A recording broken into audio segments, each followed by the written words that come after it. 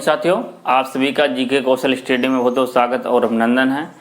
और हम जो है पिछली वीडियो में जो है हमने जो है एक्सरसाइज 4.3 का जो है क्वेश्चन नंबर 3 तक हम लोगों ने विधिवत कंप्लीट कर लिए थे। ठीक है, और आज जो क्वेश्चन नंबर 4 हम लोग जो है पढ़ेंगे। 4 से जो भी आगे जो है जितने भी क्वेश्चन होंगे हम लोगों को वीडियो के माध्यम से उसको जो है अपलोड करते रहेंगे, उसको हम अध्ययन करते रहेंगे। और हम आशा करते हैं कि आप लोग जो है नोट्स वगैरह बना रहे होंगे। और अगर किसी वीडियो में कोई आपको दिक्कत है तो उसको कमेंट जरूर कीजिए। और भी आप लोग लाइक नहीं करते हैं, ठीक है, तो अगर आप देखते हैं वीडियो और पसंद आता है तो उसको लाइक जरूर कर दे करें, शेयर कर दें। सब्सक्राइब अगर नहीं किया तो आपने उसको सब्सक्राइब कर लीजिए। ठीक है, जितना आप लोग लाइक करेंगे, सब्सक्राइब करेंगे, शेयर करेंगे तो हमको भी जो हम मोटिवेशन हम भी थोड़ा होंगे, हम भी थोड़ा मोटिवेट होंगे। तो ठीक है, तो समय को ज़्यादा ना जो है गंवाते हुए और हम जो है चलते हैं अपने जो है मेन टॉपिक पर। तो क्वेश्चन जो लिखा हुआ है, क्या लिखा है, क्या इसको हम पढ़ते हैं। ठीक है, कह रहा है कि 3 वर्ष पूर्व रहमान की आयु का व्युत्क्रम और अब से 5 वर्ष पश्चात आयु के व्युत्क्रम का योग 1/3 है, उसकी वर्तमान आयु ज्ञात कीजिए। ठीक है, ये सवाल दे रखा हुआ है और आपको जो है निकालना है। एक चीज़ यहाँ पर जो पूर्व और पश्चात लिखा है, मैं थोड़ा इसको आप क्लियर कर दूं कि पूर्व और पश्चात क्या चीज़ है। देखिए, जब भी हम पूर्व या जो है, देखिए पूर्व और पहले, ठीक है, ये दोनों शब्द एक हैं, और बाद या पश्चात ये दोनों शब्द एक हैं। जब भी कहेगा कि पूर्व या पश्चात तो हमेशा वर्तमान को आप मध्य में रखिएगा, बीच में रखिएगा, और वर्तमान से पूर्व कहेगा तो पूर्व की तरफ चले जाएंगे, और पश्चात कहेगा तो हम पश्चात की तरफ चले जाएंगे। यानी कहने का मतलब ये है कि जो है वर्तमान को हम बीच में रखेंगे। ठीक है, अगर कहेगा पश्चात या बाद तो यहाँ पर प्लस में हम आगे, जैसे मान लीजिए आज हमारी आयु जो है 10 वर्ष है, कहेगा 5 वर्ष पश्चात या 5 वर्ष बाद क्या होगी, तो इसमें 5 जुड़ जाएगा तो यहाँ हम चलेंगे ना 15 में चलेंगे, पश्चात और बाद यहाँ पर आएंगे। अगर कहेगा कि आज हमारी आयु जो है 10 वर्ष है, 5 वर्ष जो है पहले हमारी आयु क्या थी, तो अगर 5 वर्ष पहले कहेगा तो हम यहाँ पर चले आएंगे। यानी अब हमारी आयु यहाँ पर क्या होगा, तो यहाँ पर माइनस होगा। तो यहाँ यानी हमारी आयु जो है 5 वर्ष पहले या पूर्व कहे तो यहाँ पर अब हमारी आयु कितनी है, 5 वर्ष है। तो हमेशा जब भी पूर्व या पश्चात कहे तो वर्तमान से आगे या वर्तमान से पीछे, आगे कहे तो आगे जाएंगे, पीछे कहेगा तो पीछे आएंगे। ठीक है, ये बात हमेशा जो है आप याद रखिएगा, मतलब ध्यान में रखिएगा। जब याद रखेंगे तो ध्यान में रखेंगे तब याद रखेंगे, जब ध्यान में नहीं रखेंगे तो नहीं याद रखेंगे। ठीक है, तो यहाँ पर जो है पहले मान लीजिए कि अगर उसकी वर्तमान आयु आपको ज्ञात करना है, उसकी वर्तमान आयु, किसकी वर्तमान आयु, रहमान की वर्तमान आयु। ठीक है, तो यहाँ पर लिख लीजिए माना रहमान की वर्तमान आयु। ठीक है, तो उनकी जो वर्तमान आयु क्या है, x वर्ष है, हमने x वर्ष मान लिया। अब उसके बाद में क्या कह रहा है कि 3 वर्ष पूर्व, तो हमने अभी बताया ना वर्तमान से अगर पूर्व कहेगा तो पूर्व की तरफ जाएंगे, बाद कहेगा या पश्चात कहेगा तो हम बाद या पश्चात की तरफ जाएंगे, ये तो आपको बताए थे। तो कहा 3 वर्ष पूर्व रहमान की आयु का व्युत्क्रम। अच्छा, एक शब्द यहाँ पर और लिखा व्युत्क्रम। व्युत्क्रम का मतलब होता है उल्टा। जैसे मान लीजिए लिखा है 3 लिखा है, मान लीजिए लिखा है 3 लिखा है, कर 3 का व्युत्क्रम लिखिए तो 3 का व्युत्क्रम मतलब 1/3, 4 का व्युत्क्रम लिखिए तो 1/4, 5 का व्युत्क्रम लिखिए तो 1/5। ये बात समझ नहीं, तो व्युत्क्रम का मतलब होता है उल्टा, मतलब बटे में। ठीक है, उल्टा नहीं मतलब बटे में।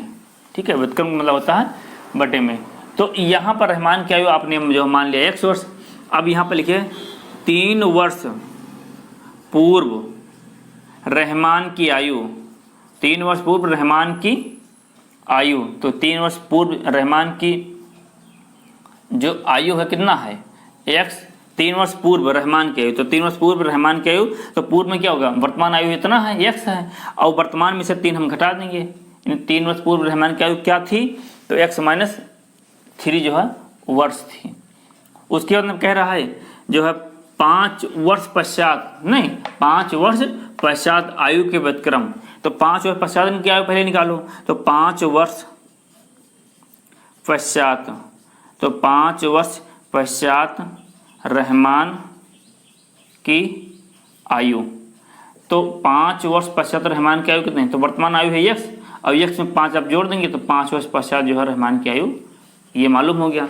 तो कह रहा है कि जो है 3 वर्ष पूर्व रहमान की आयु का व्युत्क्रम और अब से, मतलब जो है जो मान निकाला है अब से 5 वर्ष पश्चात, यानी वर्तमान से 5 वर्ष पश्चात, वर्तमान से 5 वर्ष पश्चात आयु के व्युत्क्रम का योग कितना है, 1/3 है। अब यहाँ पर लिखा प्रश्नानुसार, मतलब प्रश्न के अनुसार जो सवाल कह रहा है उसी के अकॉर्डिंग आप लोगों को करना है। कह रहे जब 3 वर्ष पश्चात इनकी आयु इतनी है और 5 वर्ष पश्चात इनकी जो है आयु इतनी है, तो इन दोनों के व्युत्क्रम का जो योग है कितना है, 1/3। एक सवाल में कह रहा है कि इन दोनों की 3 वर्ष के पश्चात हमने आयु निकाल ली, फिर 5 वर्ष के पश्चात हमने आयु निकाल ली, उसके बाद में आयु जो निकला है इसका व्युत्क्रम, इसका जो है व्युत्क्रम का योग, तो इन दोनों का व्युत्क्रम का जो योग है कितना है, 1/3 है। ये तो सवाल में कह रहा है। इतनी बात समझ में आई। अब देखो, अब यहाँ से दो अब तिरछा गुणा करा दीजिए, तो इसको इधर भेज दीजिए, तो ये हो जाएगा x प्लस का 5 और यहाँ प्लस लगा, तो इसको इधर भेज दीजिए, तो x माइनस का 3। इतना तो आपको आना ही चाहिए गुणनखंड करना, x माइनस 3 और x प्लस दोनों कैल्शियम ले लीजिए, तो x प्लस 5 और बराबर में 1/3 ऐसे चल रहा है। ठीक है।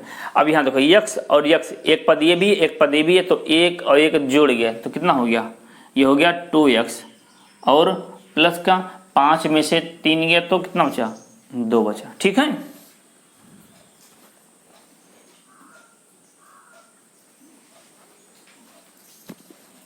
ठीक, 5 में से 3 गया तो 2 बचा। अब इसका गुणा इससे कराइए, इसका गुणा इन दोनों से, फिर इसका गुणा इन दोनों से, तो x का जब x से होगा तो हो जाएगा x का स्क्वायर, फिर इसका गुणा इससे होगा तो प्लस का 5x, फिर इसका 3 का जब इससे होगा तो 3x और माइनस प्लस माइनस और 3 पचे 15, और इधर क्या चल रहा है, 1/3 चल रहा है। ठीक है।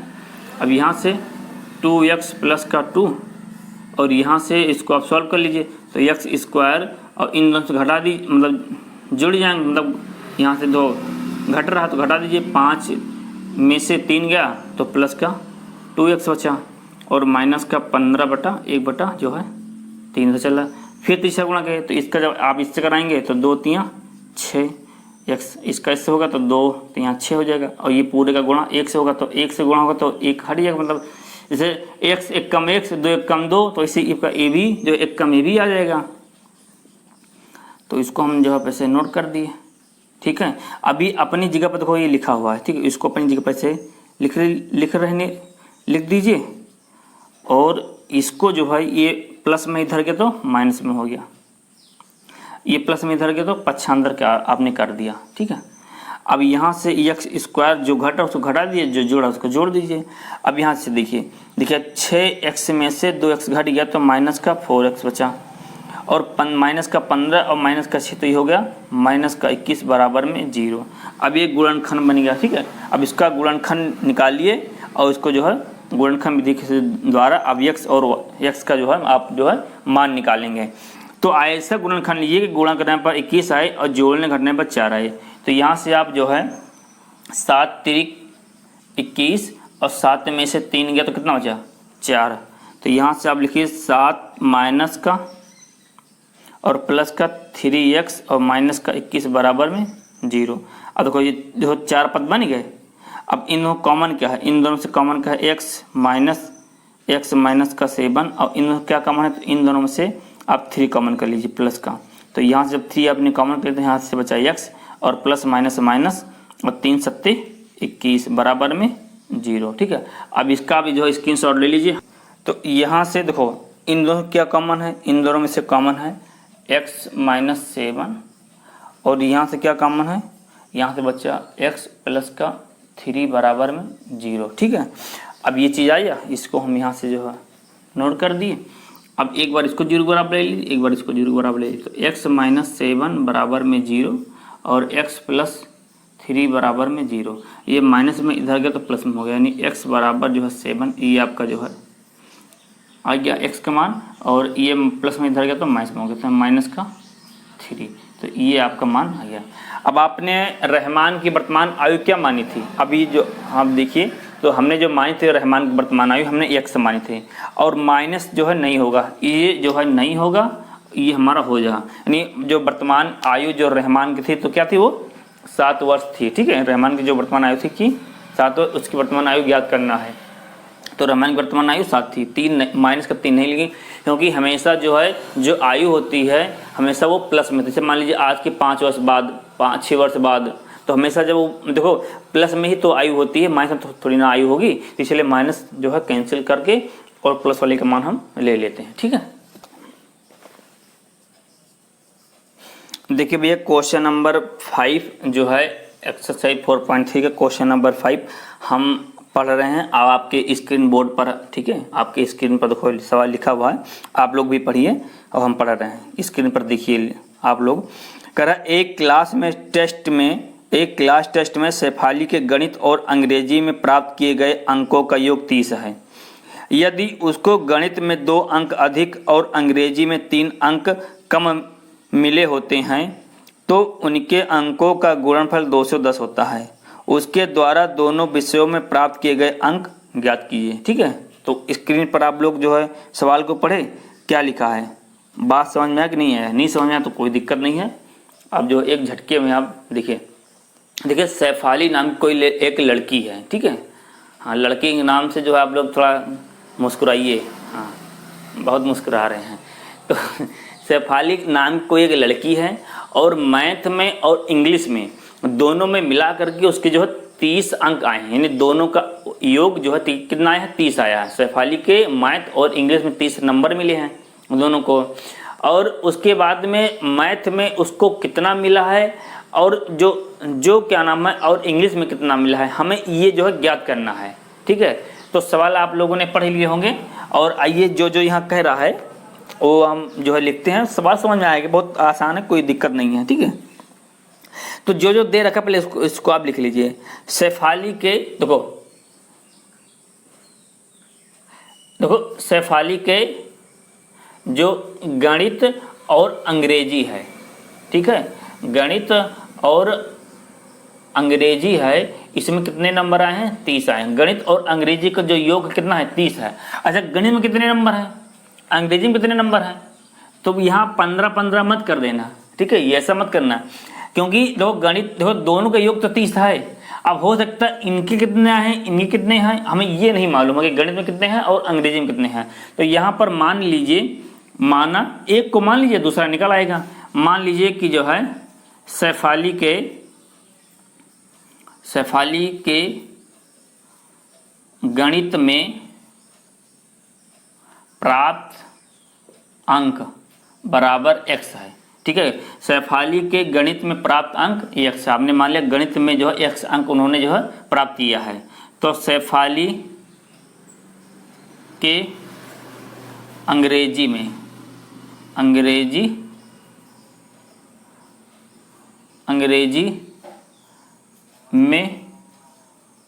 प्राप्त अंक। अच्छा, अब अंग्रेजी में क्या होगा, तो अंग्रेजी में जो प्राप्त अंक है गणित और प्लस अंग्रेजी दोनों में कितने हैं, 30 हैं। गणित में कितना अंक मिला है, x, तो यहाँ पर आप जो है x रख दीजिए। ठीक है, यहाँ पर आप जो है x रख दीजिए, प्लस अंग्रेजी में कितना है, देखो अब अंग्रेजी का मान निकल लीजिए, ये प्लस में इधर गया तो माइनस में हो गया, यानी अंग्रेजी बराबर 30 माइनस x, ये इसके जो ओरिजिनल नंबर आ गए। गणित में उन्होंने x नंबर प्राप्त किया है और अंग्रेजी में जो है x जो 30 माइनस x अंक जो है उन्होंने अर्जन किया है। ठीक है, अब सवाल में जो कह रहा है उसके अनुसार जो है अब हम जो है कार्य करेंगे। तो सवाल में क्या कह रहा है, सवाल में कह रहा है कि जो है गणित में 2 अंक अधिक और अंग्रेजी में 3 अंक कम मिले हैं। यानी गणित में जो है शेफाली के, अब यहाँ पर लिखो, शेफाली के गणित में 2 अंक अधिक अधिक मिले, ठीक है, गणित में 2 अंक अधिक मिले, तो गणित का है कितना, x है, और 2 अंक इसमें अधिक मिले हैं तो x + 2 हो गया। उसके फिर शेफाली के अंग्रेजी में,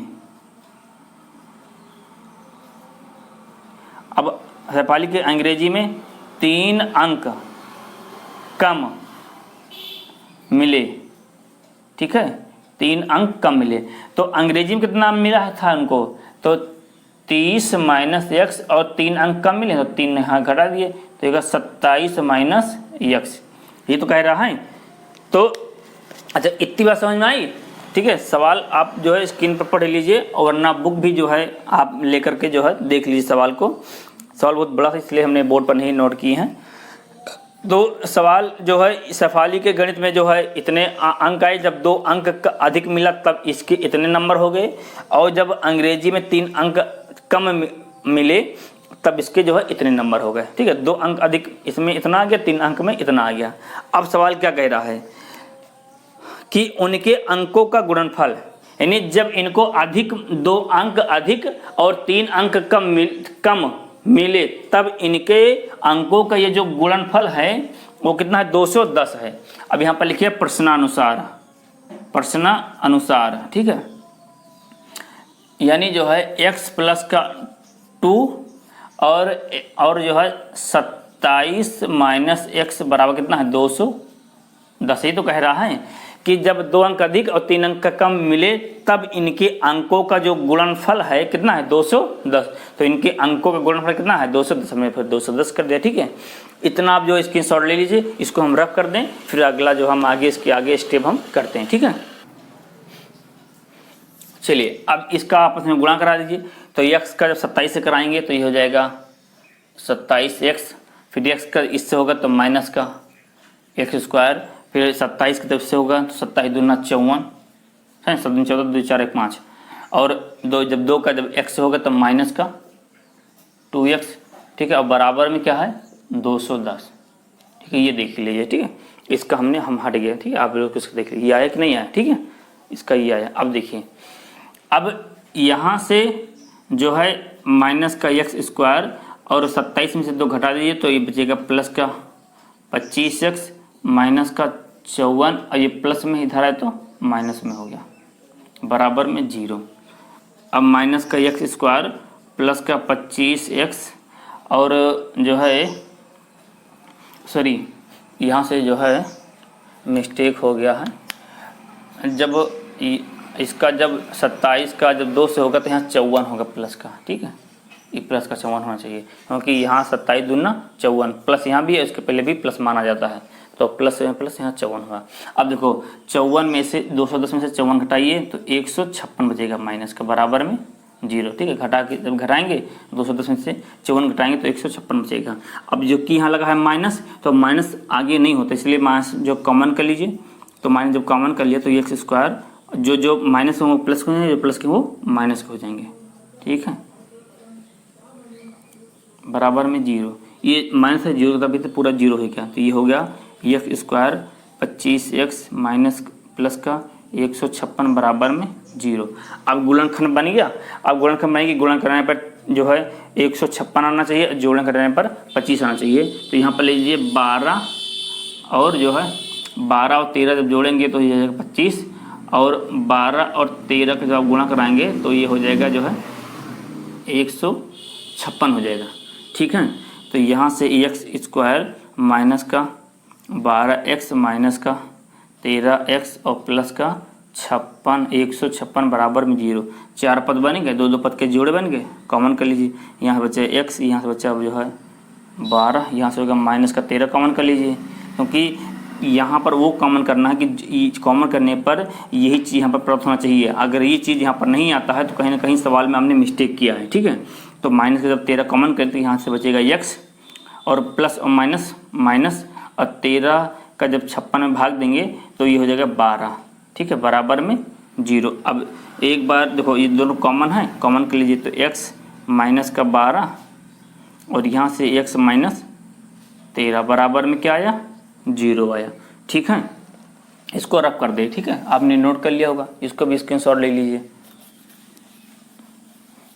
चलिए देखिए अब देखिए, तो यहाँ से एक बार इसको 0 बराबर लीजिए, एक बार इसको 0 बराबर, यानी x बराबर 0, ठीक है, ठीक है। तो और यहाँ पर x माइनस 13 बराबर 0, तो ये हो जाएगा x बराबर जो है 12, ये हो जाएगा x बराबर 13। तो देखो आपने जो है शेफाली के जो गणित में जो अंक जो मिले थे, और गणित में क्या आपने माना था, ये गणित में उसको जो है x नंबर मिले थे, अंग्रेजी में 30 माइनस x मिले थे, यही तो मिले थे। क्योंकि देखो मैथ में उसको कितने में नंबर आपने माना था, x मिला था, और अंग्रेजी में कितने मिले थे, 30 माइनस x मिले थे। अब जब आप x बराबर जो है 12 लेंगे, यहाँ पर लिख लीजिए, जब x बराबर 12 लेने पर, ठीक है, तो मैथ में क्या माना था, मैथ में माना था x, और गणित में और इंग्लिश में क्या माने थे, 30 माइनस x। तो x का मान कितना 12, तो मैथ में कितने उसको मिले, 12 मिले। और उसके बाद फिर अंग्रेजी में अब x का मान कितना है 12, तो यहाँ से घटा दीजिए, तो यहाँ बचेगा 18, ठीक है, 12 8 20 30, हाँ ठीक ठीक ठीक सही है। तो अंग्रेजी में उसके आए जो 18 और मैथ में उसको मिले 12। जब आपने x बराबर 12 लिया है तब मैथ में उसको 12 नंबर मिलेंगे और अंग्रेजी में आपको 18 नंबर मिलेंगे। ऐसा क्यों हो रहा है, क्योंकि यहाँ पर x के 2 मान निकालने हैं, ऐसा इसलिए हो रहा है। और यहीं पर जब x बराबर आप 13 लेंगे तो m बराबर x और e बराबर m मतलब मैथ और e मतलब इंग्लिश, और इंग्लिश मतलब मैथ में आपको मैथ माने थे x और इंग्लिश माने 30 माइनस x। मैथ में जो है उसको कितने मिले, x का मान रख दीजिए यहाँ 13, तो मैथ में उसके नंबर कितने आए 13, ठीक है। और इंग्लिश में कितने नंबर आए, तो 30 माइनस जो है 13 घटा दीजिए, तो ये बचेगा 17। यानी इंग्लिश में जो है शेफाली के कितने नंबर मिले, 17, यानी मैथ में 13 नंबर है और इंग्लिश में 17 नंबर है, ठीक है। तो ये आपका जो है सवाल था। आई होप, हम आशा करते हैं कि आप लोगों को अच्छे से समझ में आया होगा, और इसको जो है नोट कर लीजिए, ठीक है।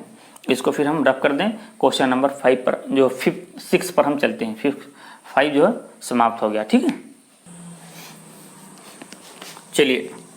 चलिए क्वेश्चन नंबर 6 जो हम पढ़ते हैं, आप अपने स्क्रीन पर देखिए, ठीक है, मोबाइल स्क्रीन पर आप लोग अपने देखिए, लिखा हुआ है, एक आयताकार खेत का विकर्ण उसकी छोटी भुजा से 60 मीटर अधिक लंबा है। यदि बड़ी भुजा छोटी भुजा से 30 मीटर अधिक हो तो खेत की भुजाएं ज्ञात कीजिए, ठीक है। बात समझ में आया कि नहीं आया। तो देखिए पहले एक आयताकार खेत है, तो पहले आप एक आयताकार खेत बना लीजिए जो सवाल में कह रहा है।